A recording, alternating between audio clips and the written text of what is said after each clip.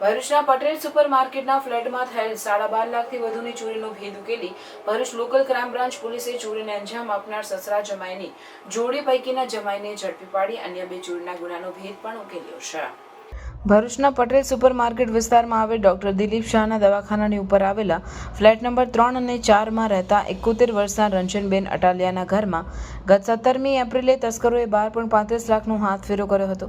રંજનબેન અટાલિયાની ફરિયાદના આધારે ભરૂચ એ ડિવિઝન પોલીસે ગુનો નોંધ્યો હતો. પોલીસે તપાસનો દોર શરૂ કર્યો હતો.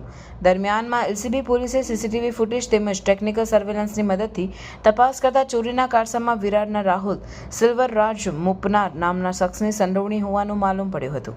તેમજ તે હાલમાં ભરૂચના એસટી ડેપો પાસેના ફૂડ માર્કેટ નજીક આંટાફેરા મારે છે તેવી માહિતી મળી હતી, જેના આધારે પોલીસે તેને ઝડપી પાડ્યો હતો.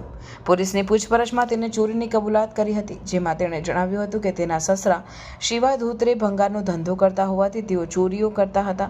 તેમની સાથે રહીને તે પણ ચોરીઓ કરતા શીખી ગયો હતો. 1 મહિના પહેલા સસરા જમાઈ બંને વિરારથી બાઇક પર સુરત આવ્યા હતા.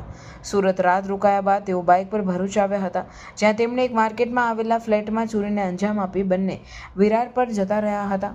એ બાદ પરત 10-15 દિવસ બાદ ફરી બાઇક લઈને ચોરીના ઈરાદે વલસાડ ગયા, જ્યાં અલગ અલગ જગ્યાએ રેકી કરી તેઓએ વલસાડ બસ સ્ટેશન પાસેના ફ્રૂટ માર્કેટ પાસે એક ફ્લેટના 3જા માળે ઘરમાં ચોરી કરી હતી, જેમાં 2 લાખ રોકડા તેમજ જણસોની ચોરી કરી હતી. ઉપરાંત તેણે કબૂલ્યું હતું કે તેઓ પાસેથી બાઇક ચોરીની હતી, જે મુંબઈના નાલા સોપારા ખાતે રહેતા શંકર રાજેશ કાલેની હતી, જે તેઓ વાપરતા હતા. પોલીસે રાહુલ મુપનારને ઝડપી પાડી તેના સસરા શિવા ચિનપ્પા ધોત્રે તેમજ સાગરિત શંકર રાજેશ કાલેને વોન્ટેડ જાહેર કરી આગળની કાર્યવાહી હાથ ધરી છે.